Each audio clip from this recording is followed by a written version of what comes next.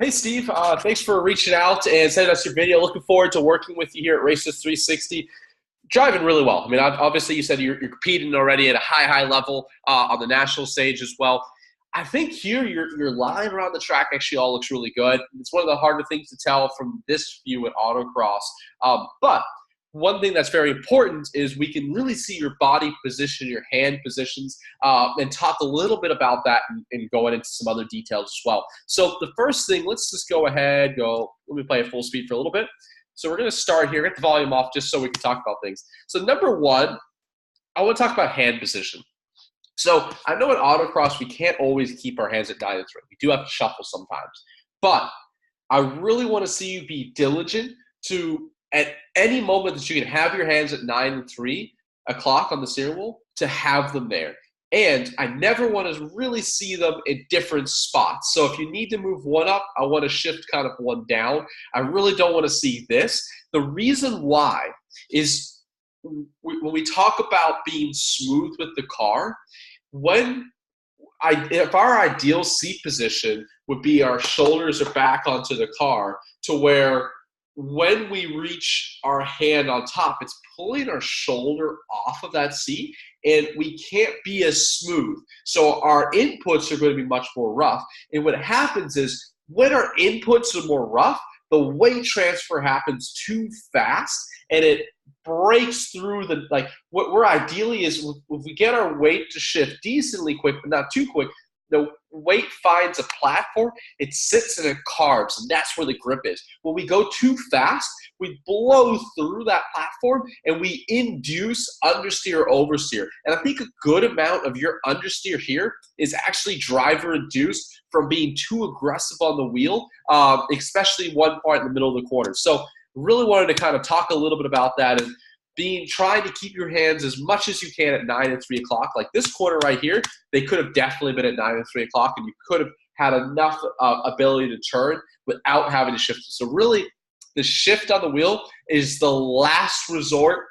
And even if I'm full lock like this, I'd rather be doing this than this. That's something that's really critical. Just helps you be so much smoother, helps that weight transfer, and naturally you'll be smoother, rolling more speed, and the car will actually start to respond better. Overall, good start here. One thing that'll really help us start to be able to give even better and better feedback is some type of a throttle sensor, and being able to know exactly where we're picking up the throttle. That stuff's really critical in autocross. And I turn up the volume, and it's just slightly hard to tell exactly where our initial throttle application comes. We can do a little bit with that with speed, but the main thing for me is the body position and hand position. So if we're going to play this full speed for a little bit, what I want you to take a look at is just watch your hands and watch how aggressive you are with the wheel. Your whole body is moving with it as well. Really want you to try to be calmer and everything and be a little bit, it's still deliberate, but not like, just more kind of bending in, maybe even slightly earlier, but more progressively, just to allow that weight to find that platform and card. It's a hard change, but I think it'll really start to pay off for you. So very nice through here. Let's turn the volume. Actually, let me play full speed through here. Lines look good. Let me play full speed right here. I'm going to turn the volume up, and I want to talk about something really quick. I believe it's this corner. Okay, so I think the understeer on the brake zone here is partly induced from that kind of too aggressive of a wheel. But this is the one spot where I could really hear the throttle clearly, and then we can talk about something. What I want to do is I'm going to pause it where I hear you pick up initial throttle. So you can see this is where we're picking up initial throttle. Look how much wheel you still have in it. And what's going to happen is we're not opening our hands really yet. You can see we open up a little bit, and then right now we're adding it more in there. So what happens is when we pick up that initial throttle, even just a little bit there, and you kind of enter into it and have to back off, you've shifted the weight off the front end to the rear end, and you're just making this understeer even worse. So I know you're probably feeling like, hey, I'm too slow. My answer is, let me get the throttle. Ideally here, though, you really work on that discipline. Now, autocross is tough. You don't get many runs throughout the day, and really only a few runs really matter. So it's even more important to get that discipline to know going to throttle there is only going to make things worse. So one way to think about it is, you've probably been taught this, but let me just, as a refresher, there's a string from your feet to your hands, and you can't, if you're past 100%, really asking for 100% grip on the tire to turn, you can't then ask them to accelerate as well. You're going to break that grip free, and it's going to slide. You're going to induce that understeer even more. So you want to be delaying that initial throttle application until you can start to unwind the wheel. And as your foot is progressively going to the floor, your hands are at the same rate starting to open up as well. So really work on that discipline to initial throttle. And I'm holding it. And right here, as you really start to unwind the wheel, that's where I want to start to pick up the initial throttle. And that will just help you with less understeer through the middle of the corner, help you roll a little bit more speed, get the car to rotate better, and be able to pick up that initial throttle, the real initial throttle actually a little bit earlier where you did this lap, and then get to full throttle earlier as well. That's something that's really critical. So if I were to draw, using a little bit of telemetry, I know you like to look at that. I like to explain things in different ways. Your throttle this lap looked something like this. And then it sounds like we kind of did something like this at the end. Ideally here, that understeer probably made us, that throttle position probably made us understeer a little bit more, and that didn't help us rotate the car, and that's what's delaying the full throttle here. So ideally, we don't have this. We roll more entry speed here on the brakes, maybe lighten up the brakes, rolling a little bit more, but keeping the trail brake longer into the corner, and then picking up that initial throttle at the same point, maybe even slightly later.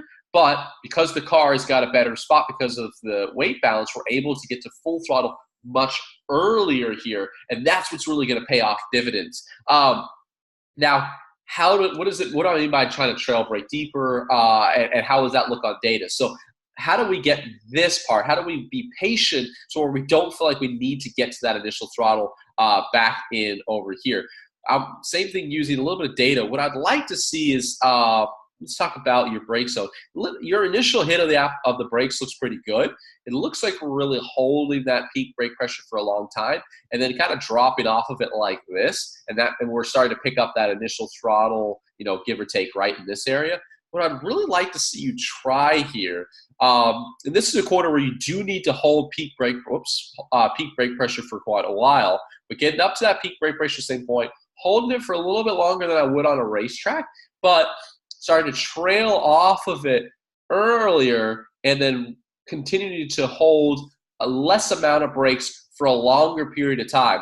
And this difference right here is where the entry speed will start to come in, and you won't feel like you need to pick up that throttle because you've got the speed. Your brain's not going to start to say, hey, throttle because I'm too slow. And ideally, the way that we would get to this point is by building that discipline to not get to throttle until that specific point to where you start to unwind the wheel.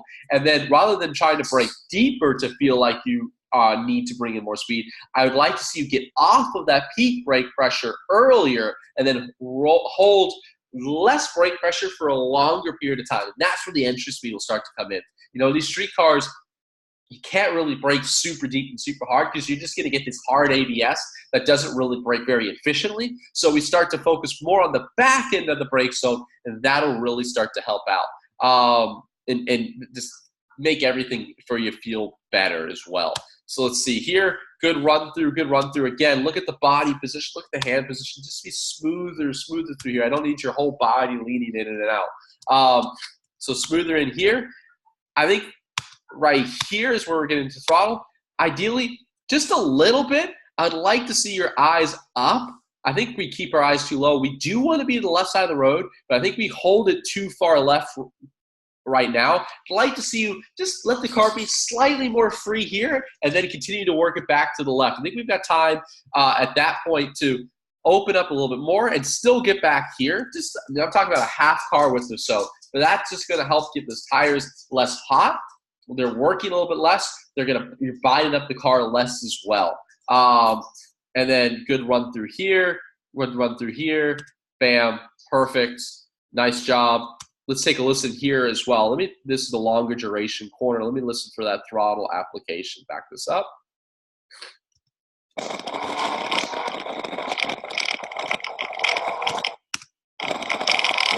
So very similar thing here as well. I paused it very briefly. I'm going to go back here. I'm going to pause it again where we're picking up that initial throttle. You go to throttle, you get off of it, and then you go back to it.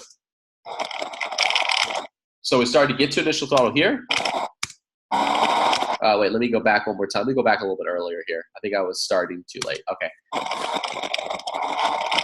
Braking. So initial throttle, off of it again, and then picking it back up again. So it goes back again, working on what we talked about before. So notice that both of these corners are the longer duration corners, and both of those is where we're making that mistake. So something to think about, really getting light on the brake zone, holding it later to the corner. It's going to help rotate the car and then get into that initial throttle a little bit later. And that's just going to help cure some of that understeer you're really getting to the middle of those corners.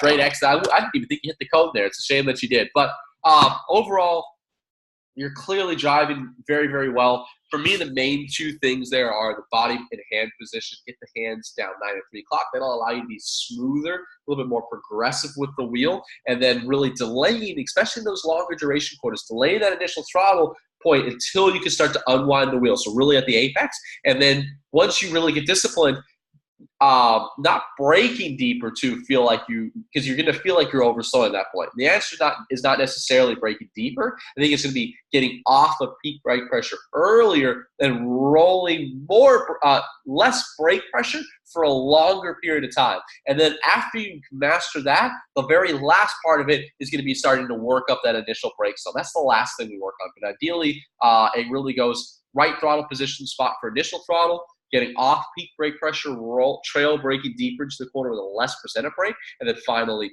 braking deeper. So hopefully that all makes sense. Hopefully you feel like there's some good lessons in there for you. If you got any questions, feel free to email me anytime. Thanks again for using Racers 360. Looking forward to working with you some more, and hopefully see you on track again and hopefully winning some races.